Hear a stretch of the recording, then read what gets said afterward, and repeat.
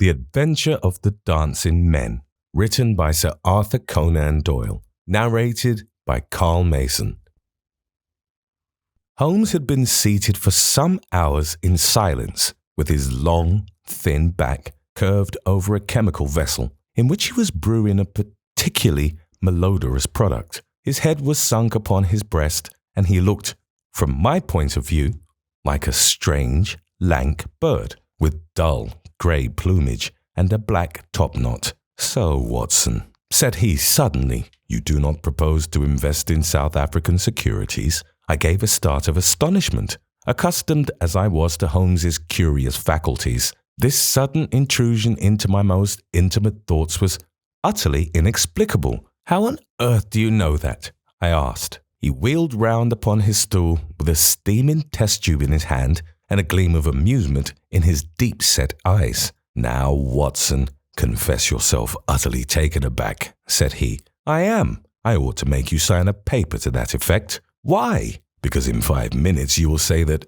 it is all so absurdly simple." "I am sure that I shall say nothing of the kind. You see, my dear Watson," he propped his test tube in the rack and began to lecture with the air of a professor addressing his class. "It is not really difficult to construct a series of inferences, each dependent upon its predecessor, and each simple in itself. If after doing so one simply knocks out all the central inferences and presents one's audience with the starting point and the conclusion, one may produce a startling, though possibly a meretricious effect. Now, it was not really difficult by an inspection of the groove between your left forefinger and thumb to feel sure that you did not propose to invest your small capital in the gold fields. I see no connection. Very likely not. But I can quickly show you a close connection. Here are the missing links of the very simple chain.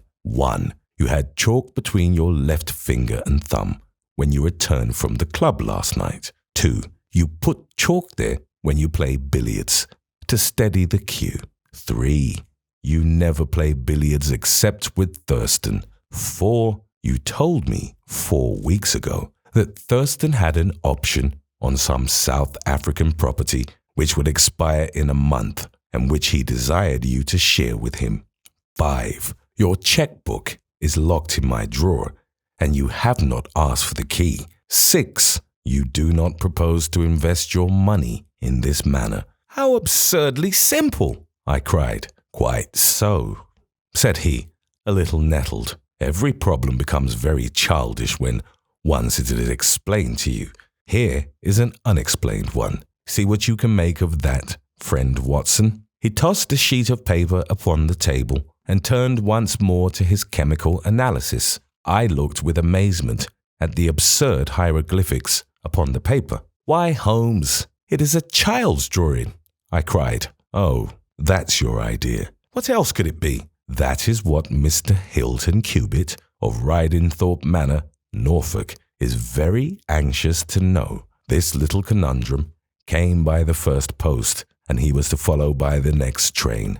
There's a ring at the bell, Watson. I should not be very much surprised if this were he." A heavy step was heard upon the stairs, and an instant later there entered a tall, ruddy, clean-shaven gentleman whose clear eyes and florid cheeks told of a life led far from the fogs of Baker Street. He seemed to bring a whiff of his strong, fresh, bracing East Coast air with him as he entered. Having shaken hands with each of us, he was about to sit down when his eye rested upon the paper with the curious markings, which I had just examined and left upon the table. "Well, Mr. Holmes, what do you make of these?" he cried. "They told me that you were fond of queer mysteries, and I don't think you can find a queerer one than that. I sent the paper on ahead so that you might have time to study it before I came."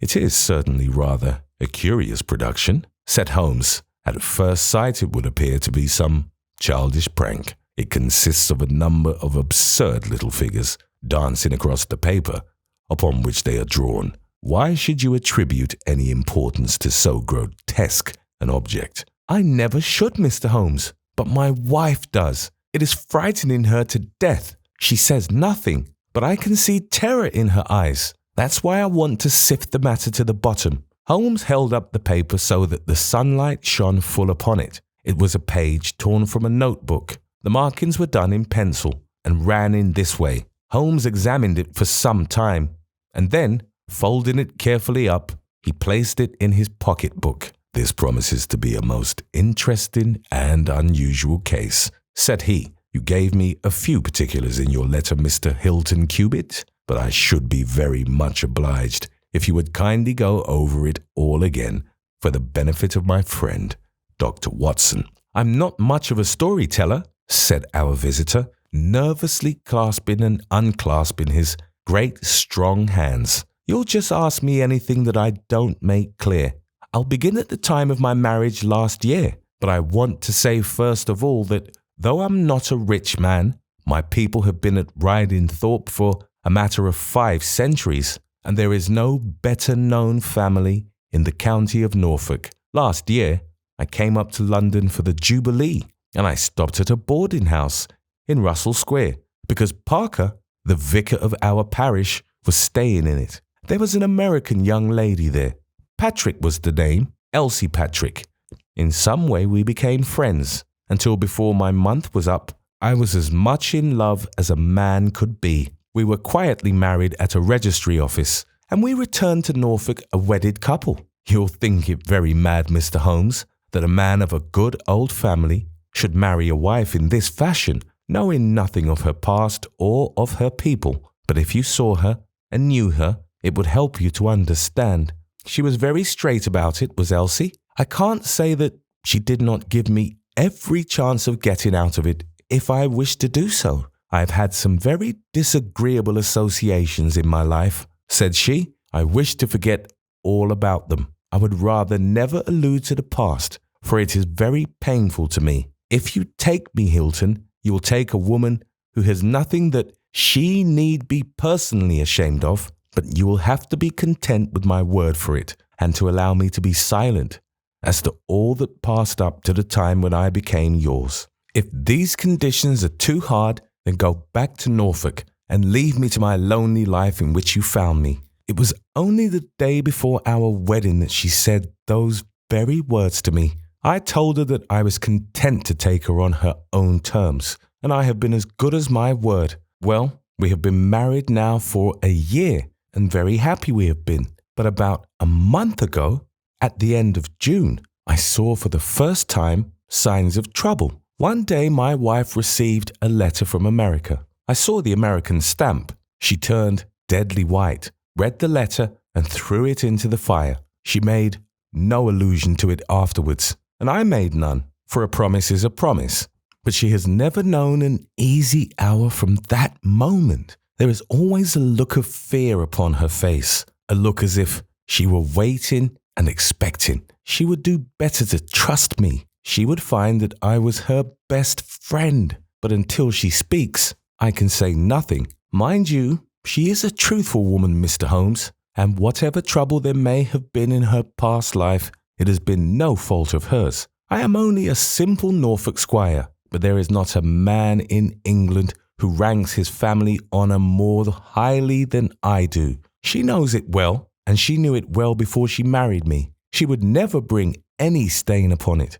Of that I am sure. Well, now I come to the queer part of my story. About a week ago, it was the Tuesday of last week, I found on one of the window sills a number of absurd little dancing figures like these upon the paper. They were scrawled with chalk. I thought that it was the stable boy who had drawn them, but the lad swore he knew nothing about it. Anyway, they had come there during the night. I had washed them out, and I only mentioned the matter to my wife afterwards. To my surprise, she took it very seriously and begged me if any more came to let her see them. None did come for a week, and then yesterday morning I found this paper lying on the sundial in the garden. I showed it to Elsie, and down she dropped in a dead faint. Since then, she has looked like a woman in a dream, half dazed, and with terror always lurking in her eyes. It was then that I wrote and sent the paper to you, Mr. Holmes,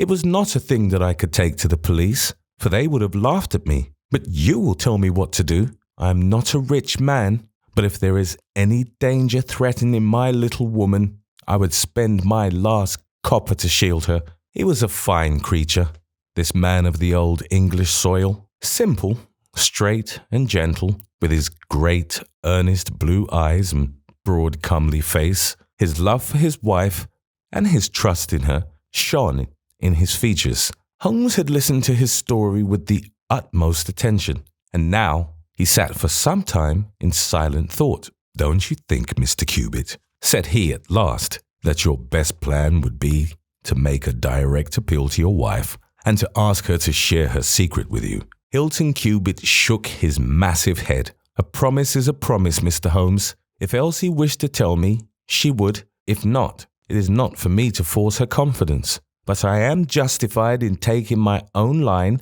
and I will. Then I will help you with all my heart. In the first place, have you heard of any strangers being seen in your neighborhood?" "No. I presume that it is a very quiet place. Any fresh face would cause comment." "In the immediate neighborhood, yes, but we have several small watering places not very far away, and the farmers take in lodgers." "These hieroglyphics have evidently a meaning. If it is a purely arbitrary one, it may be impossible for us to solve it. If, on the other hand, it is systematic, I have no doubt that we shall get to the bottom of it. But this particular sample is so short that I can do nothing, and the facts which you have brought me are so indefinite that we have no basis for an investigation. I would suggest that you return to Norfolk, that you keep a keen lookout, and that you take an exact copy of any fresh dancing men which may appear. It is 1,000 pities that we have not a reproduction of those which were done in chalk upon the window-sill. Make a discreet inquiry also as to any strangers in the neighborhood. When you have collected some fresh evidence, come to me again. That is the best advice which I can give you, Mr. Hilton Cubitt. If there are any pressing fresh developments, I shall be always ready to run down and see you in your Norfolk home." The interview left Sherlock Holmes very thoughtful, and several times in the next few days I saw him take his slip of paper from his notebook and look long and earnestly at the curious figures inscribed upon it. He made no allusion to the affair, however, until one afternoon, a fortnight or so later. I was going out when he called me back. "You had better stay here, Watson." "Why?" "Because I had a wire from Hilton Cubitt this morning. You remember Hilton Cubitt of the Dancing Men? He was to reach Liverpool Street at 1:20. He may be here at any moment. I gather from his wire that there have been some new incidents of importance." We had not long to wait, for our Norfolk squire came straight from the station as fast as a hansom could bring him. He was looking worried and depressed, with tired eyes and a lined forehead.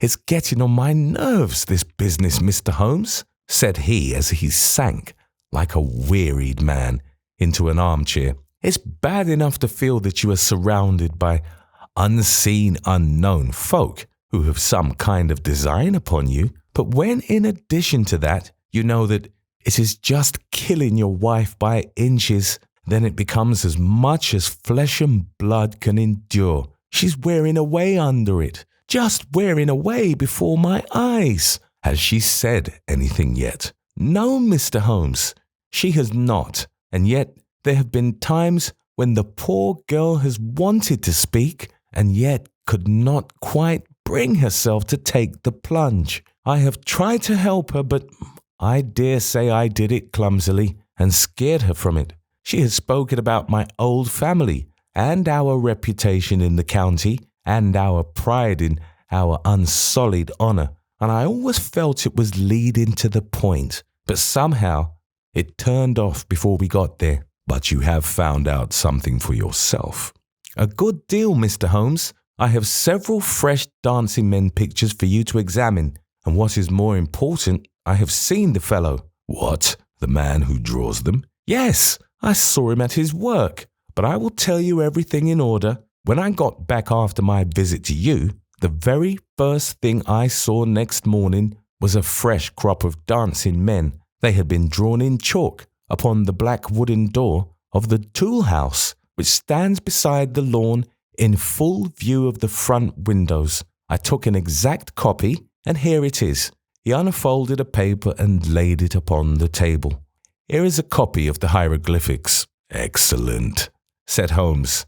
Excellent. Pray continue. When I had taken the copy, I rubbed out the marks, but 2 mornings later, a fresh inscription had appeared. I have a copy of it here. Holmes rubbed his hands and chuckled with delight. Our material is rapidly accumulating, said he. 3 days later, a message was left, scrawled upon paper, and placed under a pebble upon the sundial. Here it is. The characters are, as you see, exactly the same as the last one. After that, I determined to lie in wait. So I got out my revolver and I sat up in my study, which overlooks the lawn and garden. About 2 in the morning, I was seated by the window, all being dark save the moonlight outside, when I heard steps behind me, and there was my wife in her dressing gown. She implored me to come to bed. I told her frankly that I wished to see who it was who played such absurd tricks upon us.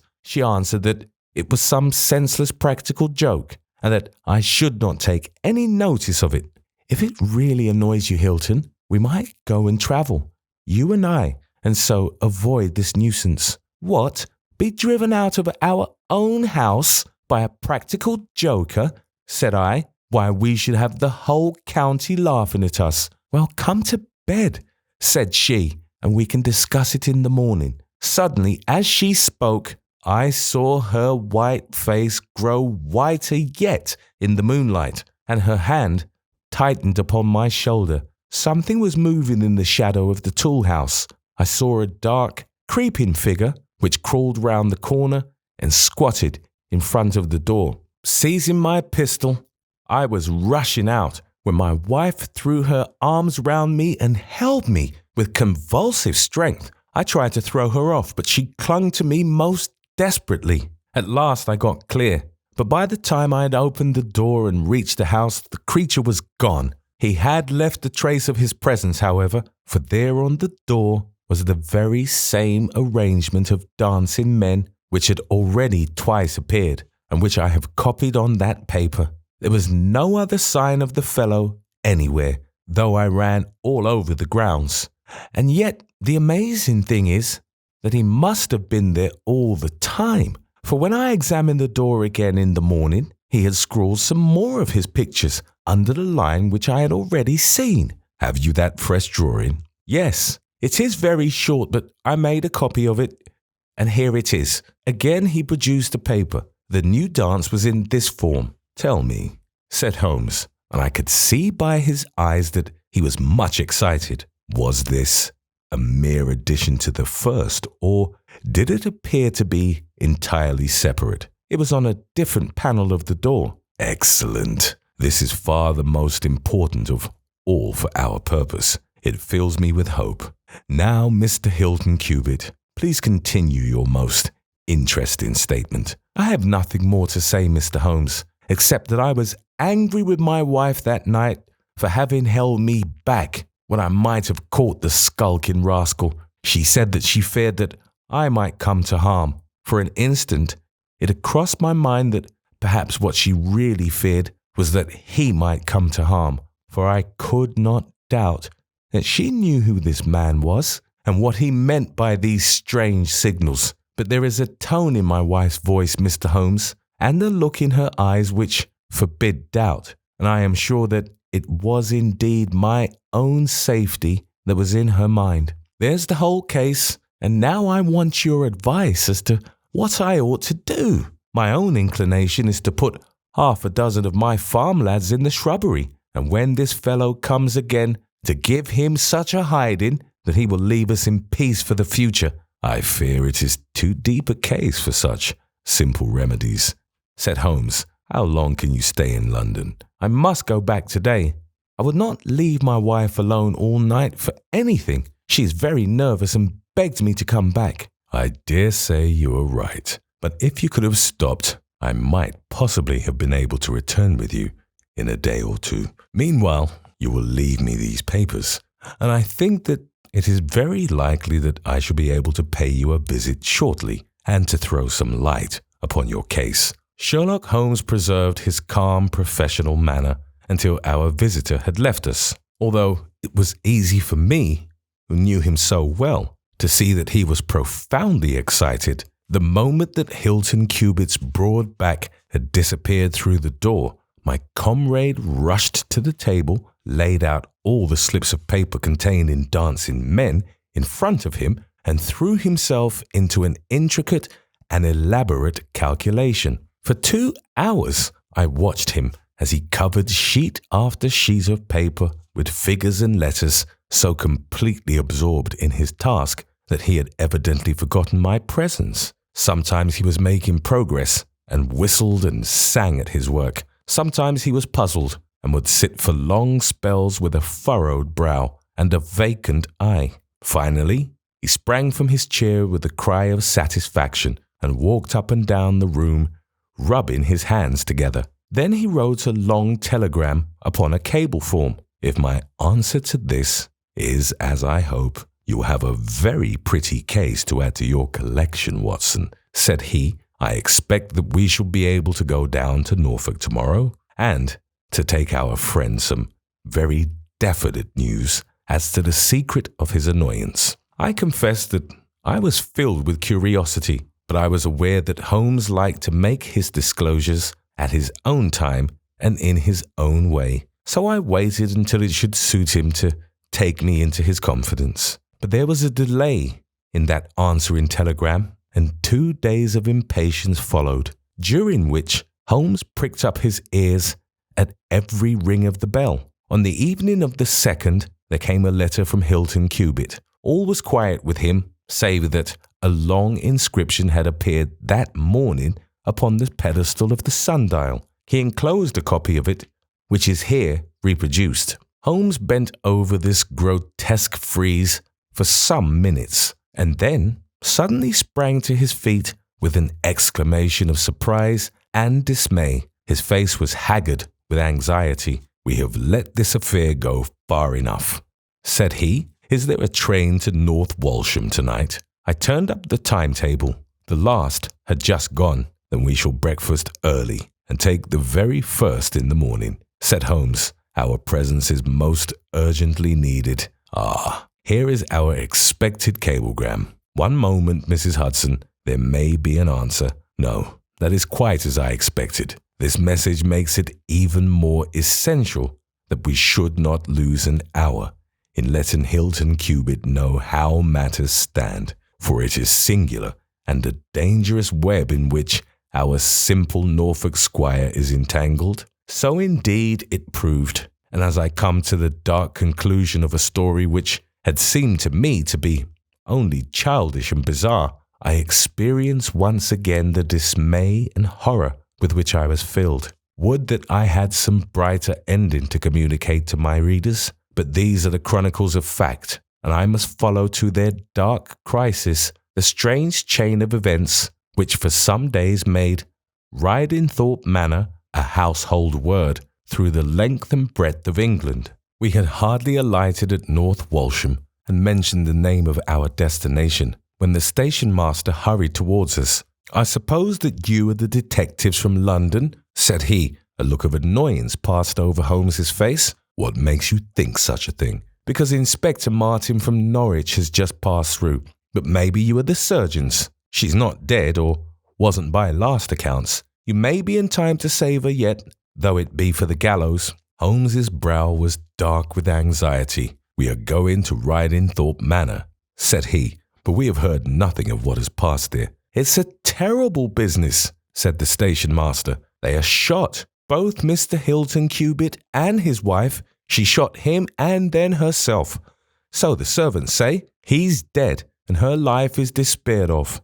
Dear, dear. One of the oldest families in the county of Norfolk, and one of the most honoured." Without a word, Holmes hurried to a carriage, and during the long 7 miles' drive, he never opened his mouth. Seldom have I seen him so utterly despondent. He had been uneasy during all our journey from town, and I had observed that He had turned over the morning papers with anxious attention, but now this sudden realization of his worst fears left him in a blank melancholy. He leaned back in his seat, lost in gloomy speculation. Yet there was much around to interest us, for we were passing through as singular a countryside as any in England, where a few scattered cottages represented the population of today, while on every hand enormous square-towered churches bristled up from the flat green landscape and told of the glory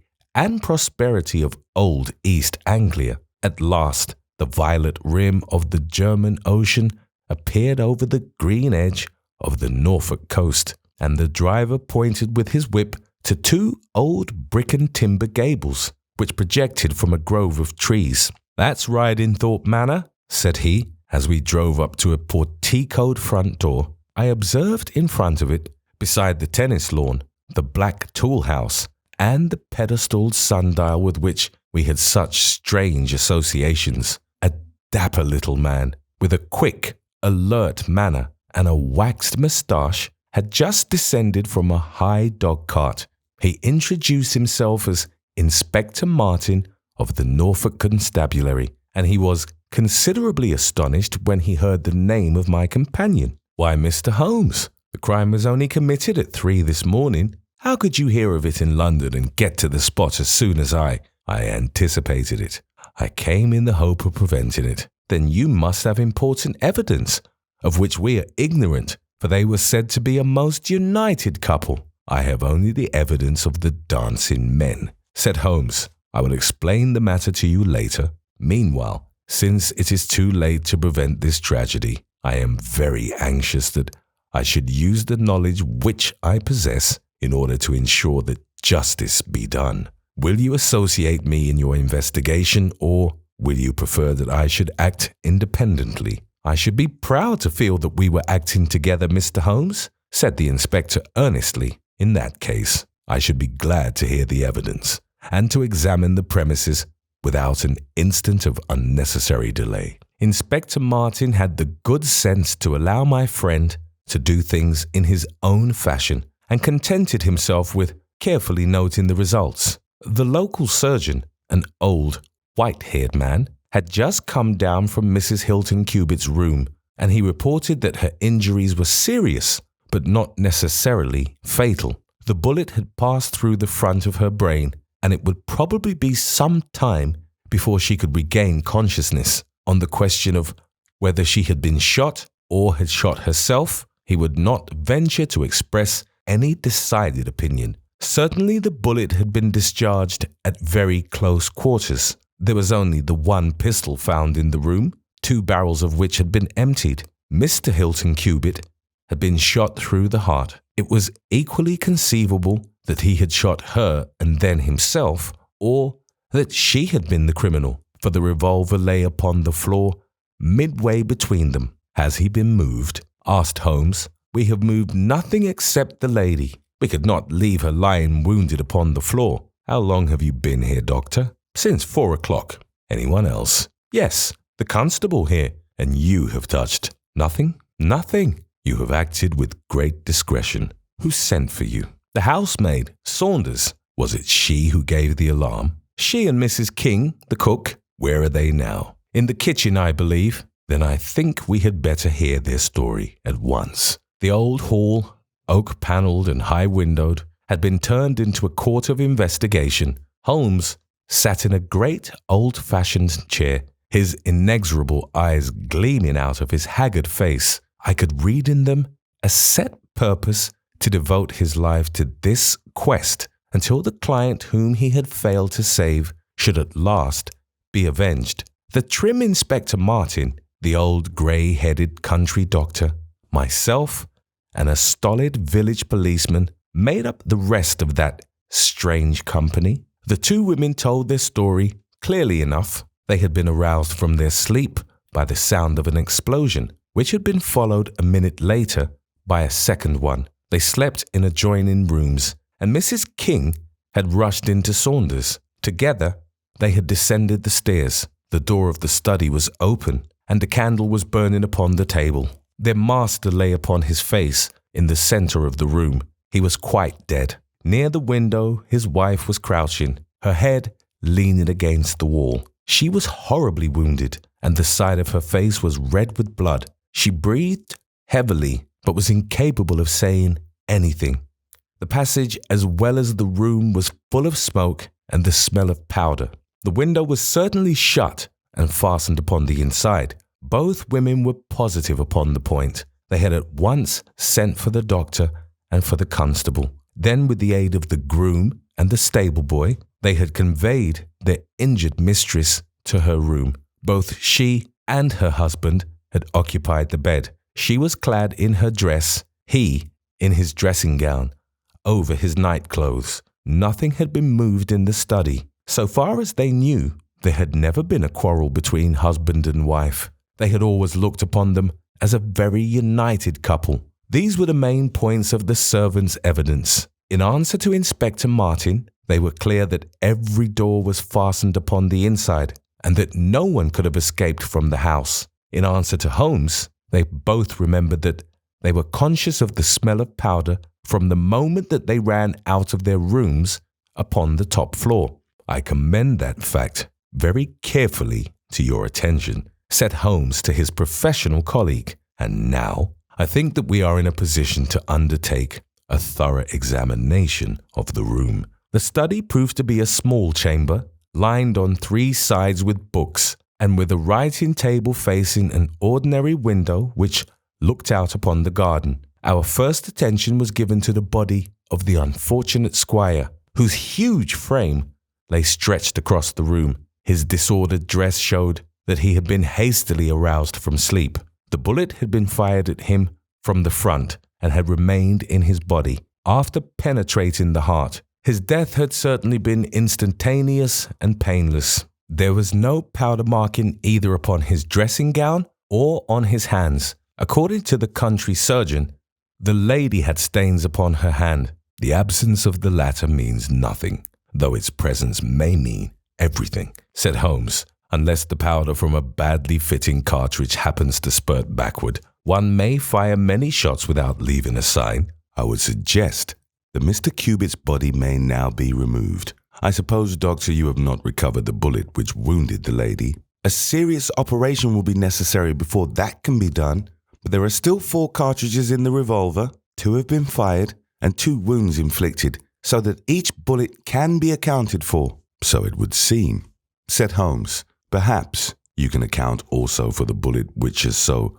obviously struck the edge of the window. He had turned suddenly, and his long, thin finger was pointing to a hole which had been drilled right through the lower window sash, about an inch above the bottom. By George, cried the inspector. However did you see that? Because I looked for it. Wonderful, said the country doctor. You are certainly right, sir. Then a 3rd shot has been fired, and therefore a 3rd person must have been present. But who could that have been, and how could he have got away? That is a problem which we are now about to solve, said Sherlock Holmes. You remember, Inspector Martin, when the servants said that on leaving their room they were at once conscious of a smell of powder. I remarked that the point was an extremely important one. Yes, sir, but I confess I did not quite follow you. It suggested that at the time of the firing, the window as well as the door of the room had been open. Otherwise, the fumes of powder could not have been blown so rapidly through the house. A draught in the room was necessary for that. Both door and window were only open for a very short time, however. How do you prove that? Because the candle was not guttered. Capital! Cried the inspector. Capital! Feeling sure that the window had been open at the time of the tragedy, I conceived that there might have been a 3rd person in the affair who stood outside this opening and fired through it. Any shot directed at this person might hit the sash. I looked, and there, sure enough, was the bullet mark. But how came the window to be shut and fastened? The woman's first instinct would be to shut and fasten the window, but hello, what is this? It was a lady's handbag which stood upon the study table, a trim little handbag of crocodile skin and silver. Holmes opened it and turned the contents out. there were 20 50-pound notes of the Bank of England, held together by an India rubber band. Nothing else. This must be preserved, for it will figure in the trial. Said Holmes, as he handed the bag with its contents to the inspector. It is now necessary that we should try to throw some light upon this third bullet, which has clearly, from the splintering of the wood, been fired from inside the room. I should like to see Mrs. King, the cook, again. You said, Mrs. King, that you were awakened by a loud explosion. When you said that, did you mean that it seemed to you to be louder than the second one? Well, sir, it wakened me from my sleep, so it is hard to judge, but it did seem very loud. You don't think that it might have been 2 shots fired almost at the same instant? I am sure I couldn't say, sir. I believe that it was undoubtedly so. I rather think, Inspector Martin, that we have now exhausted all that this room can teach us. If you will kindly step round with me, we shall see what fresh evidence the garden has to offer. A flower bed extended up to the study window, and we all broke into an exclamation as we approached it. The flowers were trampled down, and the soft soil was imprinted all over with footmarks. Large masculine feet they were, with particularly long, sharp toes. Holmes hunted about among the grass and leaves, like a retriever after a wounded bird. Then, with a cry of satisfaction, he bent forward and picked up a little brazen cylinder. I thought so, said he. The revolver had an ejector, and here is the third cartridge. I really think, Inspector Martin, that our case is almost complete. The country inspector's face had shown his intense amazement at the rapid and masterful progress of Holmes's investigation. At first, he had shown some disposition to assert his own position, but now he was overcome with admiration and ready to follow without question wherever Holmes led. Whom do you suspect? He asked. I'll go into that later. There are several points in this problem which I have not been able to explain to you yet. Now that I have got so far, I had best proceed on my own lines and then clear the whole matter up once and for all. Just as you wish, Mr. Holmes.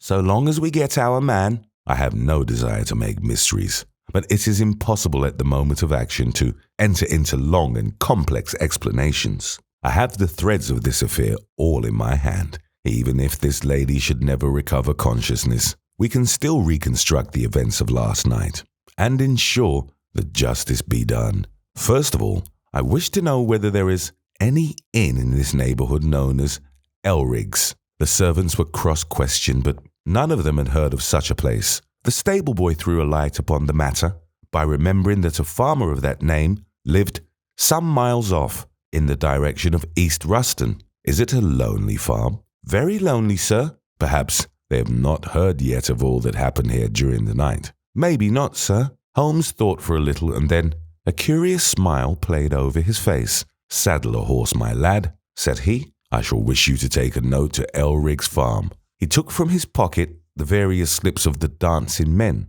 With these in front of him, he worked for some time at the study table. Finally, he handed a note to the boy with directions to put it into the hands of the person to whom it was addressed, and especially to answer no questions of any sort which might be put to him. I saw the outside of the note, addressed in straggling, irregular characters, very unlike Holmes's usual precise hand. It was consigned to Mr. Abe Slaney, Elridge's farm, East Ruston, Norfolk. I think, Inspector, Holmes remarked, that you would do well to telegraph for an escort, as if my calculations prove to be correct. You may have a particularly dangerous prisoner to convey to the county jail. The boy who takes this note could no doubt forward your telegram. If there is an afternoon train to town, Watson, I think we should do well to take it, as I have a chemical analysis of some interest to finish, and this investigation draws rapidly to a close. When the youth had been dispatched with the note, Sherlock Holmes gave his instructions to the servants. If any visitor were to call asking for Mrs. Hilton Cubitt, no information should be given as to her condition, but he was to be shown at once into the drawing room. He impressed these points upon them with the utmost earnestness. Finally, he led the way into the drawing room, with the remark that the business was now out of our hands, and that we must while away the time as best we might. until we could see what was in store for us. The doctor had departed to his patients, and only the inspector and myself remained. I think that I can help you to pass an hour in an interesting and profitable manner, said Holmes, drawing his chair up to the table and spreading out in front of him the various papers upon which were recorded the antics of the dancing men. As to you, friend Watson, I owe you every atonement for having allowed your natural curiosity to remain so long unsatisfied. To you, Inspector, the whole incident may appeal as a remarkable professional study. I must tell you, first of all, the interesting circumstances connected with the previous consultations which Mr. Hilton Cubitt has had with me in Baker Street. He then shortly recapitulated the facts which have already been recorded. I have here in front of me these singular productions, at which one might smile, had they not proved themselves to be the forerunners of so terrible a tragedy. I am fairly familiar with all forms of secret writings, and am myself the author of a trifling monograph upon the subject, in which I analyze 160 separate ciphers, but I confess that this is entirely new to me. The object of these who invented the system has apparently been to conceal that these characters convey a message, and to give the idea that they are the mere random sketches of children. Having once recognized, however, that the symbol stood for letters, and having applied the rules which guide us in all forms of secret writings, the solution was easy enough. The first message submitted to me was so short that it was impossible for me to do more than to say with some confidence that the symbol XXX stood for E. As you are aware, E is the most common letter in the English alphabet, and it predominates to so marked an extent that even in a short sentence, one would expect to find it most often. Out of 15 symbols in the first message, 4 were the same, so it was reasonable to set this down as E.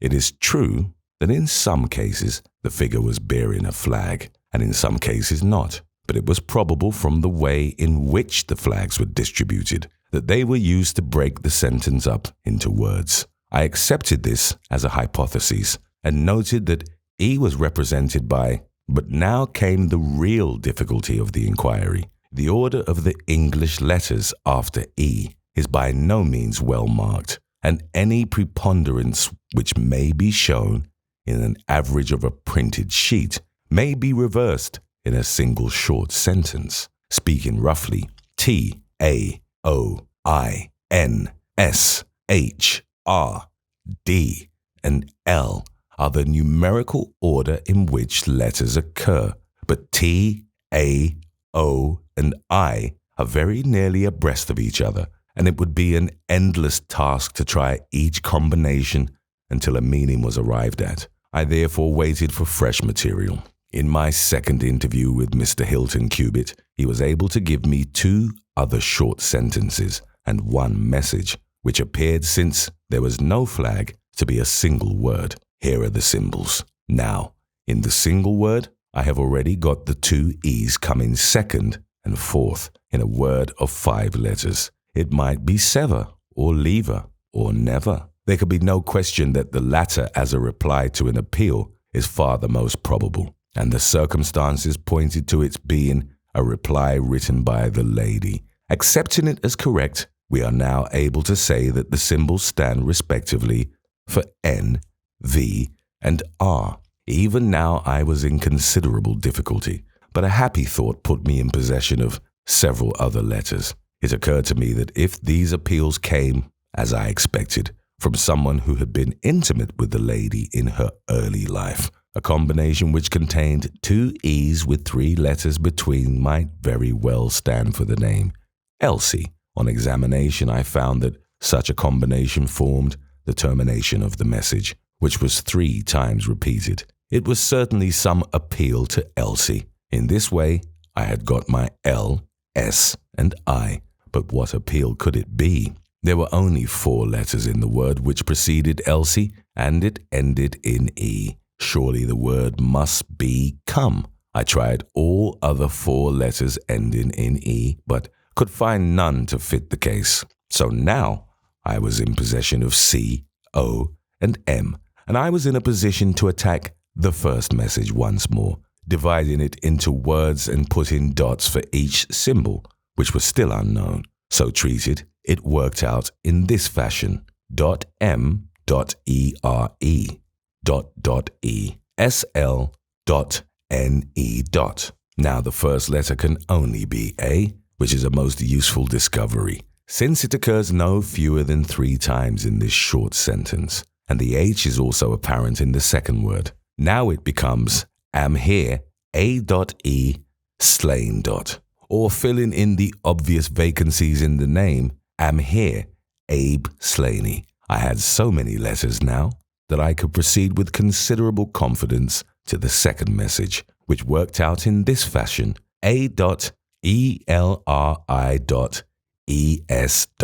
Here I could only make sense by putting T and G for the missing letters, and supposing that the name was that of some house or inn at which the writer was staying. Inspector Martin and I had listened with the utmost interest to the full and clear account of how my friend had produced results which had led to so complete a command over our difficulties. "What did you do then, sir?" asked the inspector. I had every reason to suppose that this Abe Slaney was an American, since Abe is an American contraction, and since a letter from America had been the starting point of all the trouble. I had also every cause to think that there was some criminal secret in the matter. The lady's allusions to her past and her refusal to take her husband into her confidence both pointed in that direction. I therefore cabled to my friend, Wilson Hargreave, of the New York Police Bureau, who has more than once made use of my knowledge of London crime. I asked him whether the name of Abe Slaney was known to him. Here is his reply: "The most dangerous crook in Chicago." On the very evening upon which I had his answer, Hilton Cubitt sent me the last message from Slaney. Working with known letters, it took this form: Elsie.re.are, to meet thy go. The addition of a P and a D completed a message which showed me that the rascal was proceeding from persuasion to threats, and my knowledge of the crooks of Chicago prepared me to find that he might very rapidly put his words into action. I at once came to Norfolk with my friend and colleague, Dr. Watson, but unhappily only in time to find that the worst had already occurred. "It is a privilege to be associated with you in the handling of a case," said the inspector warmly. "You will excuse me, however, if I speak frankly to you. You are only answerable to yourself, but I have to answer to my superiors. If this Abe Slaney living at Elridge's is indeed the murderer, and if he has made his escape while I am seated here, I should certainly get into serious trouble. You need not be uneasy. He will not try to escape." "How do you know?" "To fly would be a confession of guilt." "Then let us go arrest him." "I expect him here every instant." "But why should he come?" "Because I have written and asked him." "But this is incredible, Mr. Holmes. Why should he come because you have asked him? Would not such a request rather rouse his suspicions and cause him to fly?" "I think I have known how to frame the letter," said Sherlock Holmes. "In fact, if I am not very much mistaken, here is the gentleman himself coming up the drive." A man was striding up the path which led to the door. He was a tall, handsome, swarthy fellow, clad in a suit of grey flannel, with a Panama hat, a bristling black beard, and a great, aggressive hooked nose, and flourishing a cane as he walked. He swaggered up a path as if the place belonged to him, and we heard his loud, confident peal at the bell. "I think, gentlemen," said Holmes quietly, "that we had best take up our position behind the door. Every precaution is necessary when dealing with such a fellow. You will need your handcuffs, Inspector. You can leave the talking to me." We waited in silence for a minute, one of those minutes which one can never forget. Then the door opened and the man stepped in. In an instant, Holmes clapped a pistol to his head, and Martin slipped the handcuffs over his wrists. It was all done so swiftly and deftly that the fellow was helpless before he knew that he was attacked. He glared from one to the other of us with a pair of blazing black eyes. Then he burst into a bitter laugh. "Well, gentlemen, You have the drop on me this time. I seem to have knocked up against something hard. But I came here in answer to a letter from Mrs. Hilton Cubitt. Don't tell me that she is in this. Don't tell me that she helped to set a trap for me. Mrs. Hilton Cubitt was seriously injured and is at death's door. The man gave a hoarse cry of grief, which rang through the house. You're crazy, he cried fiercely. It was he that was hurt, not she. Who would have hurt little Elsie? I may have threatened her, God forgive me, but I would not have touched a hair of her pretty head. Take it back, you. Say that she is not hurt. She was found badly wounded by the side of her dead husband. He sank with a deep groan on the settee and buried his face in his manacled hands. For 5 minutes he was silent. Then he raised his face once more and spoke with the cold composure of despair. I have nothing to hide from you, gentlemen, said he. If I shot the man, he had his shot at me, and there's no murder in that. But if you think I could have hurt that woman, then you don't know either me or her. I tell you there was never a man in this world loved a woman more than I loved her. I had a right to her. She was pledged to me years ago. Who is this Englishman that he should come between us? I tell you that I had the first right to her, and that I was only claiming my own. She broke away from your influence when she found the man that you are, said Holmes sternly. She fled from America to avoid you, and she married an honorable gentleman in England. You dogged her and followed her and made her life a misery to her in order to induce her to abandon the husband whom she loved and respected in order to fly with you, whom she feared and hated. You have ended by bringing about the death of a noble man and driving his wife to suicide. That is your record in this business, Mr. Abe Slaney, and you will answer for it to the law. If Elsie dies, I care nothing what becomes of me, said the American. He opened one of his hands and looked at a note crumpled up in his palm. See here, mister, he cried with a gleam of suspicion in his eyes. You're not trying to scare me over this, are you? If the lady is hurt as bad as you say, who was it that wrote this note? He tossed it forward onto the table. I wrote it to bring you here. You wrote it? There was no one on earth outside the joint who knew the secret of the dancing men. How came you to write it? What one man can invent, another can discover, said Holmes. There is a cab coming to convey you to Norwich, Mr. Slaney. But meanwhile you have time to make some small reparation for the injury you have wrought. Are you aware that Mrs. Hilton Cubitt has herself lain under grave suspicion of the murder of her husband, and that it was only my presence here and the knowledge which I happened to possess which has saved her from the accusation? The least that you owe her is to make it clear to the whole world that she was in no way directly or indirectly responsible for his tragic end. I ask nothing better, said the American. I guess the very best case I can make for myself is the absolute naked truth. It is my duty to warn you that it will be used against you, cried the inspector with the magnificent fair play of the British criminal law. Slaney shrugged his shoulders. I'll chance that, said he. First of all, I want you gentlemen to understand that I have known this lady since she was a child. There were 7 of us in a gang in Chicago, and Elsie's father was the boss of the joint. He was a clever man, was old Patrick. It was he who invented that writing, which would pass as a child's scrawl unless you just happened to have the key to it. Well, Elsie learned some of our ways, but she couldn't stand the business, and she had a bit of honest money of her own. So she gave us all the slip and got away to London. She had been engaged to me, and she would have married me, I believe, if I had taken over another profession. But she would have nothing to do with anything on the cross. It was only after her marriage to this Englishman that I was able to find out where she was. I wrote to her but got no answer.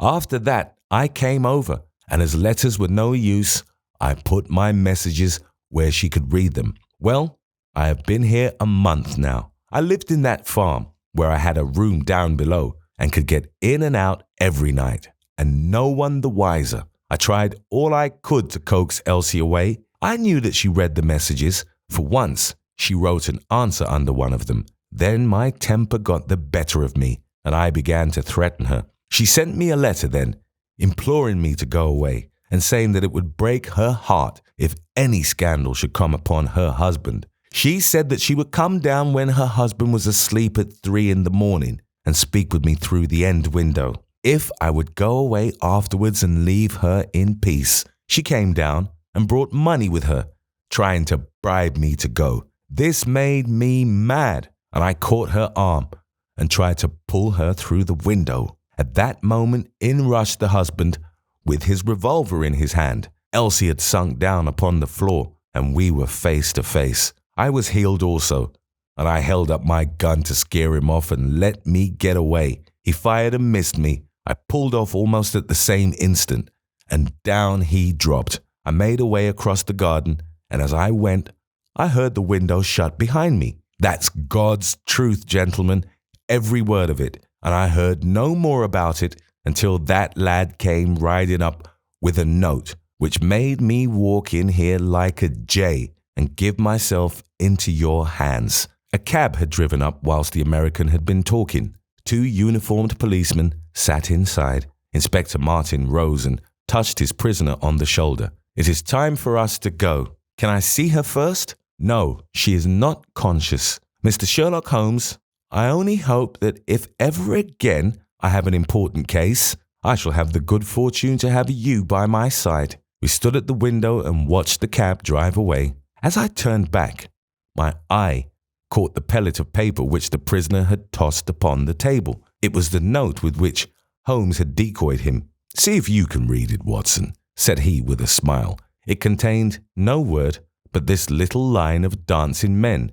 If you use the code which I have explained, said Holmes, you will find that it simply means, come here at once. I was convinced that it was an invitation which he would not refuse, since he could never imagine that it could come from anyone but the lady. And so, my dear Watson, we have ended by turning the dancing men to good, when they have so often been the agents of evil. And I think that I have fulfilled my promise of giving you something unusual for your notebook.